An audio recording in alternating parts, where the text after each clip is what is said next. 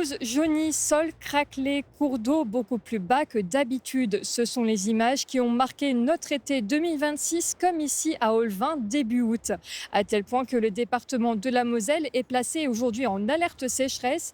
Ici, comme vous pouvez le voir juste derrière moi, près du moulin de la Blisse à Sarreguemines, le niveau de l'eau a également fortement baissé. Selon le BRJM, le Bureau de recherche géologique et minière, les nappes phréatiques en surface affichent des niveaux bas. Alors, où en est-on concrètement dans nos ressources en eau potable? C'est la question que l'on se pose aujourd'hui. Et pour y répondre, nos deux experts locaux, David Campanella et Cédric Fritz. Donc, sur le territoire de la communauté d'agglomération de Sarreguemines, nous avons l'opportunité d'avoir 16 forages qui vont puiser l'eau dans la nappe phréatique, donc très profondément sous nos pieds. Et donc, cette nappe phréatique n'est pas du tout alimentée par les cours d'eau qui subissent actuellement des baisses de niveau suite à la sécheresse. Donc, tous nos forages sont équipés de sondes de niveau. Nous faisons un suivi en continu à l'aide d'un logiciel spécifique SOR qui s'appelle Imageo. Et donc, par rapport aux autres années, on ne remarque aucune variation. Donc, toutes nos pompes sont à des niveaux fixes et nous n'avons pas eu besoin de modifier le niveau de pompage dans aucun forage. Il n'y aura pas, a priori, de coupure d'eau au robinet liée aux événements climatiques actuels. Ce qui ne veut pas dire qu'il ne peut pas y avoir un événement qui aurait pour conséquence une coupure d'eau. Je veux dire, quand il y a une rupture de canalisation, nécessairement, il y a discontinuité de service. Mais en tout cas, par rapport à la sécheresse qu'on connaît actuellement, il n'y a pas de risque de coupure d'eau au robinet sur notre territoire.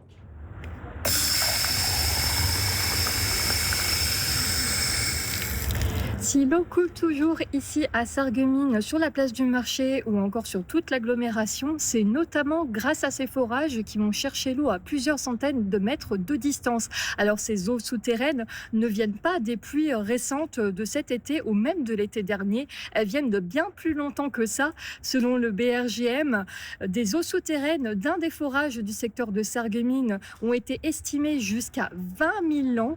C'est vraiment très très loin et donc une ressource exceptionnelle à préserver sur le long terme. C'est pour ça que la Casque s'est mise un défi cette année en particulier, lutter de plus en plus contre les fuites d'eau qui persistent ici sur notre territoire. Reportage. Ici à Vitrain, impossible de passer à côté. La fuite d'eau saute aux yeux. Mais pour en mesurer l'ampleur et intervenir au bon endroit, il faut aller plus loin dans la recherche. Le technicien installe donc des appareils acoustiques de part et d'autre de la canalisation. L'un des deux réagit davantage. Les premières indications montrent que la fuite se situe plutôt de ce côté-là de la rue. Ensuite, c'est à l'oreille que tout se passe. Le technicien met son casque, trempe sa canne dans l'eau et écoute. Quelques minutes de silence suffisent pour localiser précisément l'emplacement de la fuite.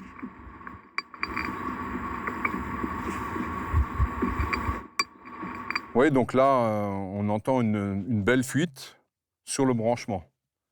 Donc on va essayer de manœuvrer la vanne pour essayer de l'isoler. Prochaine étape pour le technicien, couper l'arrivée d'eau pour pouvoir intervenir. Pour ça, il utilise ce que l'on appelle des clés de barrage. Mais bon, là, on n'a pas de chance, la vanne ne fonctionne pas. C'est vieux, hein. Et du coup, il faudra qu'on répare déjà la vanne et après voir si on trouve la fuite qui est ou sous l'enrobé ou dans l'herbe, quoi. Actuellement, les techniciens de la SOR sont particulièrement sollicités. Parce qu'on est dans une période où on a beaucoup de fuites. En ce moment, on en répare à peu près 5 par jour. Mouvement de terrain, vétusté d'une partie du réseau, les causes des fuites d'eau sont multiples. Sur Vitrain, oui, une bonne partie du village est encore c'est des vieilles canalisations. Tout ce qui est lotissement, c'est plus récent, c'est en PVC. Et le phénomène est particulièrement marqué cet été. Avec la sécheresse, l'argile se rétracte et crée des tensions sur les canalisations. On a vraiment beaucoup de casse et donc on est beaucoup sollicité, quoi. Ouais. Étant donné la surface là, de la casque, 36 communes, ça fait un paquet de communes, hein. Près d'1 million de mètres cubes d'eau, l'équivalent de 350 piscines olympiques, sont perdus chaque année selon une analyse de la Casques avant réparation. Pour limiter ces pertes, de grandes opérations de renouvellement du réseau ont été engagées. 7 km de réseau sont renouvelés chaque année pour un investissement de 2 millions d'euros. Un travail colossal puisque la communauté d'agglomération Sarreguemines-Confluence dispose de 700 km de réseau et 26 000 branchements. Un chantier de longue haleine qui se poursuit aujourd'hui sur l'ensemble du territoire de la Casques. Économiser la ressource en traquant les fuites est une chose, mais garantir la qualité de l'eau en est une autre. Alors la collectivité a investi dans de nouvelles technologies de traitement. Exemple sur ce site de pompage actuellement en cours de modernisation sur l'agglomération de Sarreguemines. Donc là, on a 2 filtres pour traiter ces métaux. Le premier filtre, il va éliminer le fer. Et le deuxième filtre qu'on voit derrière, il va éliminer le manganèse. Un nouveau traitement pour améliorer la qualité de son eau potable. La Casques a investi dans la modernisation de ce site de pompage pour éliminer le manganèse et le fer, 2 métaux naturellement présents dans les eaux souterraines. Récemment, la pompe du forage a été changée.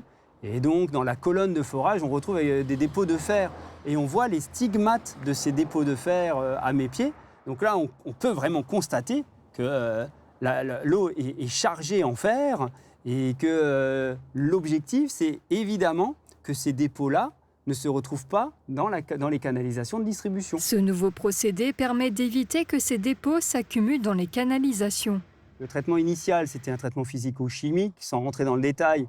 On oxygène l'eau, ce qui permet de précipiter le fer, et ensuite on va piéger le fer dans des filtres à sable.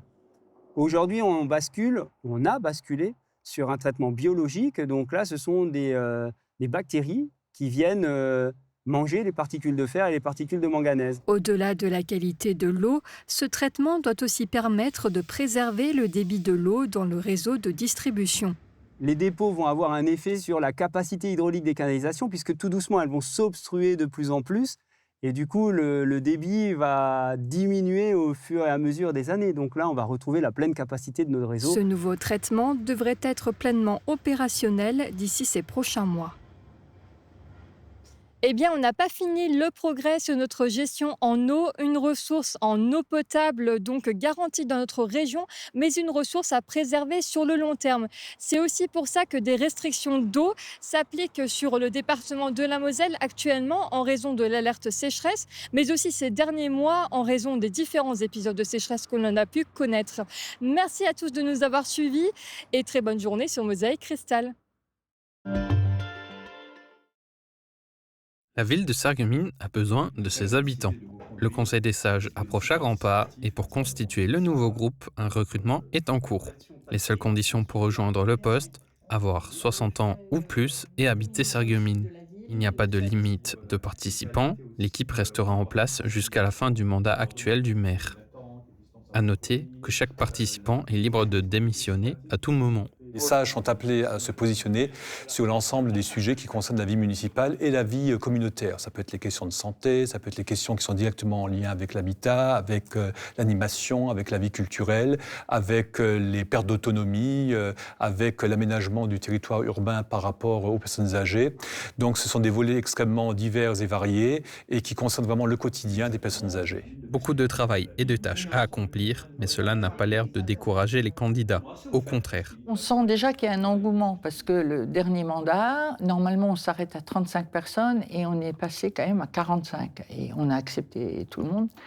Et voilà, donc déjà là, on voit que ça les intéresse. Ça les intéresse aussi d'avoir 2 rendez-vous dans l'année où ils ont le maire pour eux tout seuls toute l'après-midi pour poser des questions et relever des choses. Et ils nous apportent beaucoup en nous donnant des idées, des réflexions sur leur vie de tous les jours. C'est très intéressant. Venez, vous apprendrez plein de choses, vous nous apprendrez à nous aussi plein de choses. Et ce sera très sympa, voilà, avec un petit café clutch après. Et puis voilà. Le but est simple, décider ensemble de l'avenir de la ville de Sarreguemines.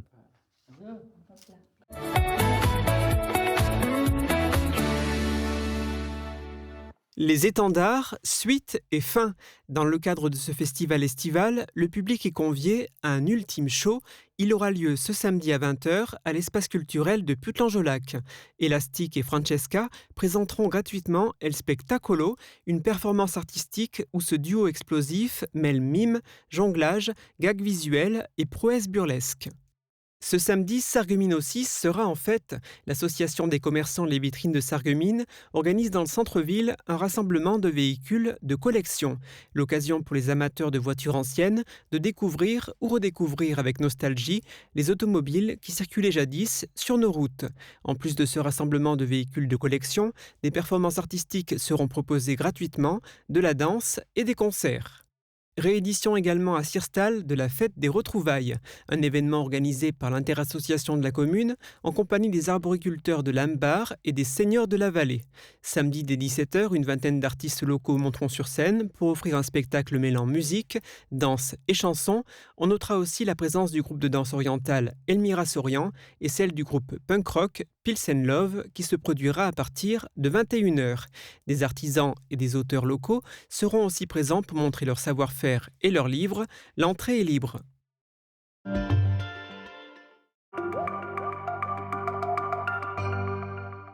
Bonjour à tous, bienvenue dans cette météo.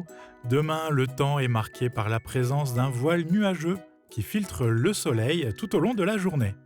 Les températures 16 degrés le matin et quand même jusqu'à 32 degrés l'après-midi.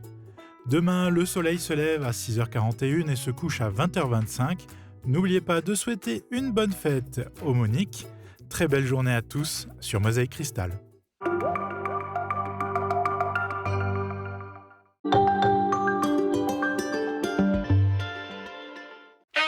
Je n'entends pas bien le son de ma télé. Comment changer ça ? Grâce au Bluetooth, les nouvelles générations d'appareils auditifs sont connectés. Vous pouvez recevoir les appels directement dans votre oreille ou vous relier à votre télévision. Et tout ça grâce à une application sur votre smartphone ou à un accessoire.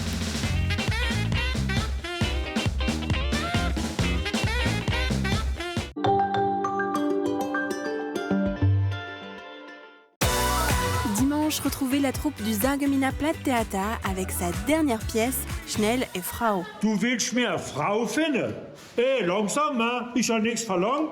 Du bist immer noch so schlecht angezogen, wie ein Sopua.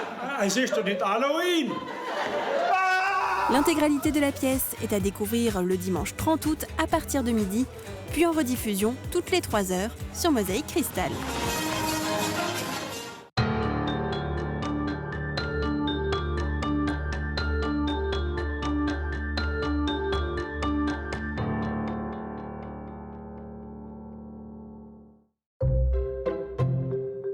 C'est un bel anniversaire que fêtent les bénévoles de la Maison des Arts et Traditions de Roulin.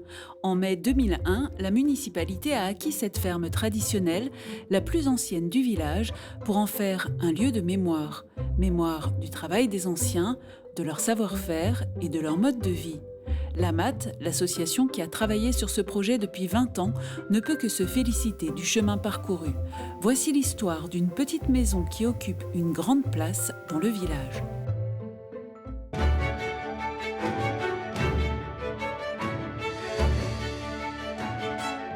Elle date probablement d'avant 1708, au moins de la fin du XVIIe siècle, au moins 1685, mais elle aurait pu exister au XIIe siècle, parce qu'au XIIe siècle, il y avait déjà une église.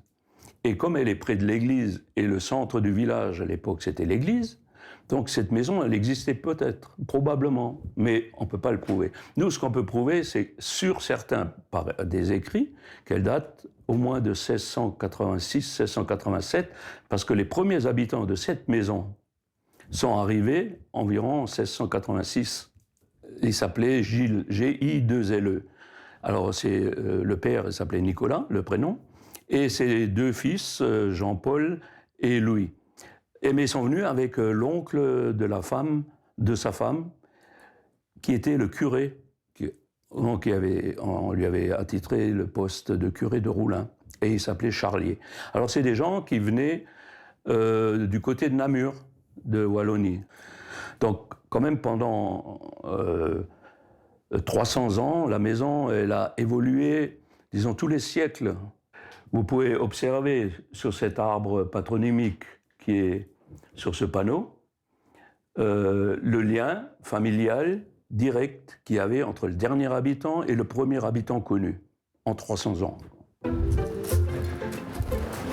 Bon, je vais vous présenter quelqu'un.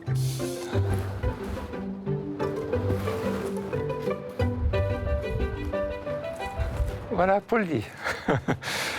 Paul Dy, son vrai nom c'est Joseph Young, c'est le dernier occupant de la maison. Il est décédé en l'an 2000 et c'est après qu'il était décédé que la commune a racheté la maison et l'association a été créée 2 années après, 2002, pour en faire un musée, ce qu'il en est aujourd'hui. Donc Paul Dy, de nom Joseph Young, c'était un peu un original. Il était célibataire, c'était un original, du moins ce qu'on peut dire.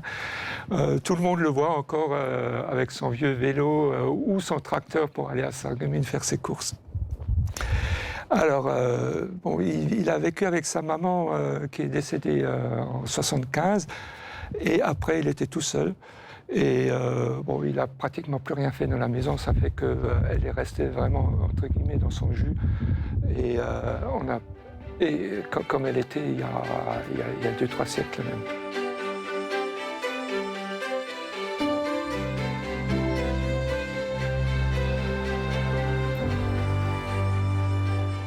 Le visiteur de 2022 ne peut imaginer dans quel état se trouvait la bâtisse au moment où la municipalité en devient propriétaire. La municipalité, connaissant déjà la personne et la maison, comme le CCAS venait le voir assez souvent, étant donné que c'était une personnalité un peu, un peu spéciale à Roulin, tout le monde le connaissait, on a estimé que c'était quand même un patrimoine local qu'il ne fallait pas laisser partir. Parce que si on avait laissé partir, elle aurait été démolie, la maison, pour reconstruire un immeuble ou autre chose. Il faudra débourser 200 000 € subventionnés à 80% pour mener les premiers gros travaux. C'est ensuite que l'association des Amis de la Maison des Arts et Traditions prendra le relais. Tous les samedis, les bénévoles vont restaurer les lieux, pièce après pièce. Chaque année, ils se lancent dans un nouveau chantier et récupèrent au fur et à mesure des objets anciens, des outils, des ateliers complets pour pouvoir conserver la mémoire de la vie des anciens du village.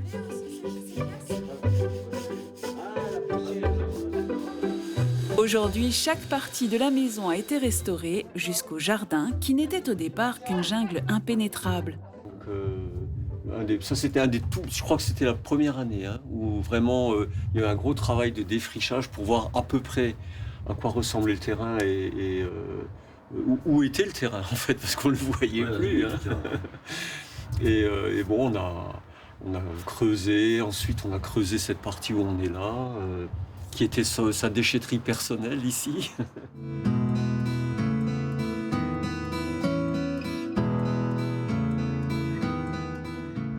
Bonjour, je vous accueille à la Maison des Arts et Traditions de Roulin.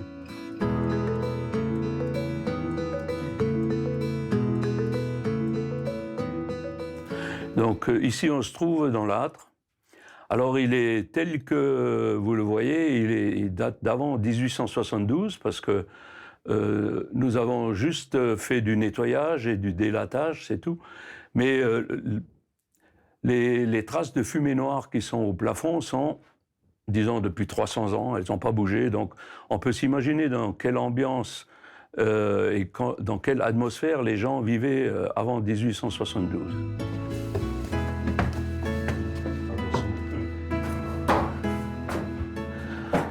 Et ici, on pouvait trouver également des gens qui dormaient à côté du conduit de cheminée. Donc, on peut constater qu'il y avait également un lit. Donc là, nous avons mis un coffre, mais qui servait également de couche, quoi.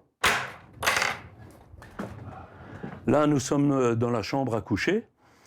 Donc, sur le même principe des autres, nous avons tout décrépit. Nous avons réhabilité et restauré cette pièce.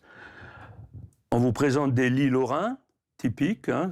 Alors, il faut savoir que 95% des dons qui ont été... C'est des dons, les matériels, les objets, les meubles.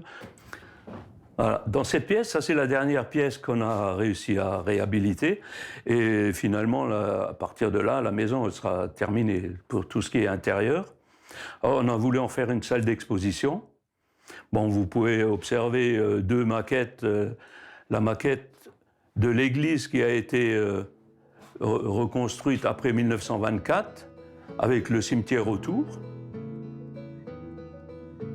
On a essayé de trouver des explications à chaque objet et les faire revivre en même temps pour voir. Vous pouvez voir une particularité, c'est la tuile de 1684 qui a été conçue à Welferdin après le passage de Louis XIV en 1683. Et en souvenir, Welferdin a conçu cette tuile. Alors on voit qu'il y a la fleur de lys et en même temps le soleil dessus. C'est une Pivaschwanz, quoi. Alors là on se trouve, nous on appelle ça les pompes funèbres locales, hein. Mais de toute façon c'est vrai qu'avant la guerre, il fallait bien enterrer les gens, et c'était le Schreiner qui faisait c'est-à-dire le menuisier, qui concevait et qui créait les cercueils, qui faisait la mise en bière. Et puis on a cette voiturette à cercueil qui servait à transporter les cercueils jusqu'au cimetière. Alors elle date de 1949. Donc c'est quand même un bel objet et qui a marqué quand même la commune. Il y a beaucoup de gens qui s'en souviennent encore aujourd'hui. Et vous avez également les gerbes en perles de verre qui étaient proposées à l'époque, hein, qui remplaçaient les fleurs. On pouvait mettre des fleurs, bien sûr, mais à cette époque-là, c'était ça qui était de mode. Lamat a récupéré beaucoup de matériel au fil du temps, mais aussi des livres et documents anciens. Et il n'est pas rare que l'on tombe encore sur de belles trouvailles. Et c'est un hôtel de campagne de la Seconde Guerre mondiale. Oh vache. Attends, je te le déballe. Oh. Et il a trouvé... Bon, il pas mes lunettes. Il a un peu nettoyé. Oh la vache. Il est trop fort. Authentique. Oh la vache. Et il l'a montré au curé de chez eux. Ouais. Il était émerveillé. Ah bah oui, c'est clair. Hein. J'en ai entendu parler, j'en ai jamais vu. Et c'est une pièce vraiment extraordinaire.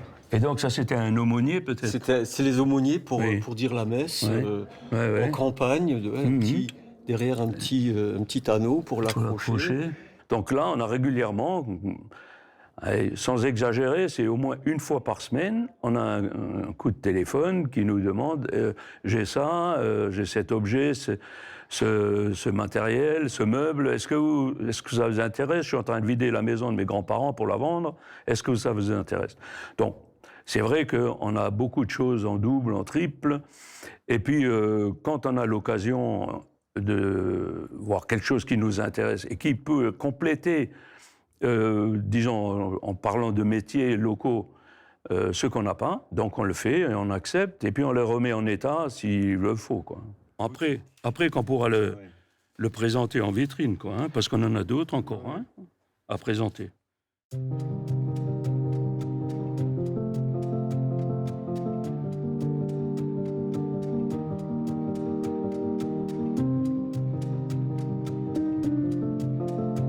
Dans la grange, ce sont les métiers d'autrefois qui s'exposent. Des métiers avec leurs outils, mais surtout les artisans qui ont exercé ces métiers. Alors, nous sommes ici dans la grange. C'est la partie de cette maison que nous avons dédiée aux différents ateliers des artisans de Roulin. Alors, notre fierté, c'est d'avoir réussi à sauvegarder et à rassembler les ateliers des artisans locaux qui montrent quand même leur capacité d'autarcie. Dans ces villages à l'époque, évidemment, on ne se déplaçait pas. Tout devait être sur place. Ce n'est pas l'atelier d'un laitier, c'est l'atelier de notre laitier. Ce n'est pas un charpentier, c'est notre charpentier. Et pour la plupart, on les a connus. Et donc, on se sent très proche d'eux. Et puis c'est aussi un plaisir de côtoyer ces outils on imagine leurs grosses mains calleuses, capables de faire des objets extrêmement délicats, travailler avec précision. Eh ben, nous, on est toujours un peu émus en touchant ces objets qui ont traversé, pour certains, les siècles, et on les prend en main, et c'est toute une histoire qui défile sous nos yeux. Alors, on a un charron de Harren, mais nous avions notre charron, hein, quand même, non. Nous avions notre charron. Mais on a un atelier de bourrelier qui est à l'étage. Alors, celui-ci, effectivement, de mémoire, on n'avait pas de bourrelier. Alors, petit rappel, le bourrelier, c'est celui qui fabriquait les harnachements, les colliers, les selles, c'est-à-dire tout ce qui était en cuir et tout ce qui était rembourré. Et donc le bourrelier, ça allait jusque à la literie, c'est-à-dire les matelas, les sommiers, qui faisaient partie également de ses activités. Allez, vas-y.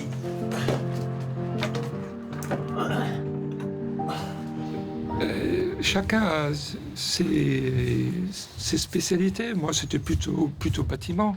Raymond, notre président actuel, il est plus dans la généalogie, dans les papiers. Et moi, je voudrais dire que quand on travaille là-dedans, on refait l'histoire. On remonte l'histoire à chaque fois. En décrépissant un mur, on voit des choses, on se dit tiens, là il y a un atout, et pourquoi, et on refait l'histoire de la maison, et puis c'est intéressant, quoi. Moi, c'est je suis plutôt bricoleur dans l'ensemble, et la maçonnerie surtout, tout ce qui est bois. Mon père était charpentier, donc il y a ces outils dans la maison où il a travaillé dessus. Et puis, comme je suis originaire de Roulin, né à Roulin, et voilà, je connais tous les corps de métier qu'on a rassemblés ici. Donc, forcément, ça me passionne. Hein. En fait, c'est le résultat de 1000 petits projets qu'on mis bout à bout, ce qui est aussi moins décourageant, parce que si on s'était fixé ça comme projet, on aurait tous tourné les talons, on serait partis en courant. Alors que là, d'année en année, pratiquement de samedi en samedi, on se disait « Ah, la semaine prochaine, on va faire ça, on va acheter le petit matériel dont on a besoin ». Et ensuite, c'est vraiment le doigt qui est happé par l'engrenage, et de petits projets en petits projets. L'année prochaine, on pourrait faire ça, et on n'arrive plus à s'arrêter. Et c'est ça le problème, c'est qu'on n'arrive plus à s'arrêter.